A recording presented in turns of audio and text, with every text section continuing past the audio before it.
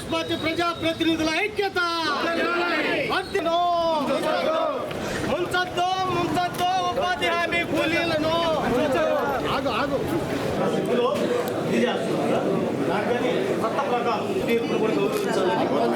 విగ్రహాలకి మారిపోతున్నాం sir.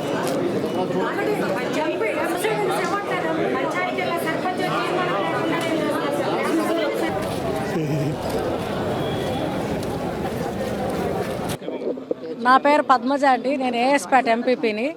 ఇవాళ మన కూటమి ప్రభుత్వం చేసే అరాచకాలు ఎన్నో ఉన్నాయి చెప్పుకోవాలంటే.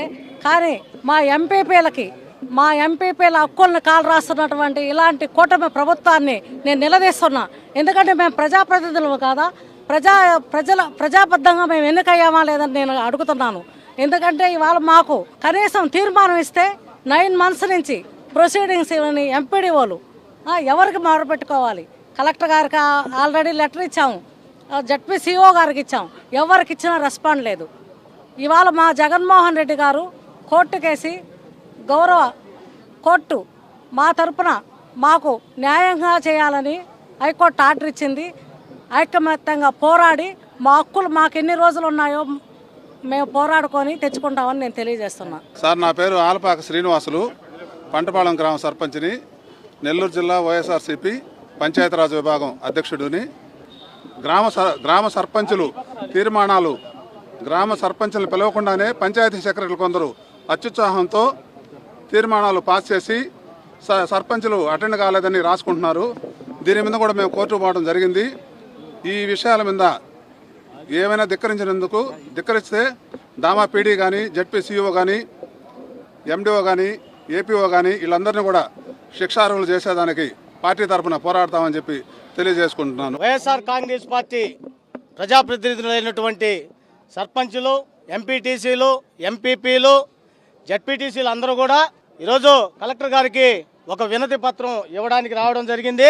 గ్రామాల్లో ఉండేటువంటి ఎవరైతే నిరుపేదలు ఉన్నారో వాళ్ళకి కొన్ని దినాల పని ఉంటుంది, కొన్ని దినాల పని ఉన్నది. కాబట్టి ఆ పని లేనటువంటి రోజుల్లో పని దినాలను కల్పించి పేదవాడి పొట్ట నింపడానికి పెట్టినటువంటి పెద్ద మహోన్నతమైనటువంటి ఒక స్కీమ్ అది.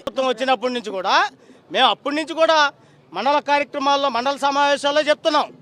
మేము సామరస్యంగా చెప్తున్నాం. మీరు ప్రభుత్వం ఏదైనా కేంద్ర రాష్ట్ర ప్రభుత్వాలు మీకు ఇచ్చినటువంటి వర్క్ లేదని ఉంటే చేసుకోండి. కానీ ఈ విధంగా ఉపాధి హామీ పథకాలని, అదేవిధంగా గ్రామాల్లో ఉండేటువంటి సర్పంచులకి, ఎంపీటీసీలకి ఎటువంటి ఇంటిమేషన్ లేకుండా సమావేశాలు మీరే జరుపుకోవడం అది మంచిది కాదు.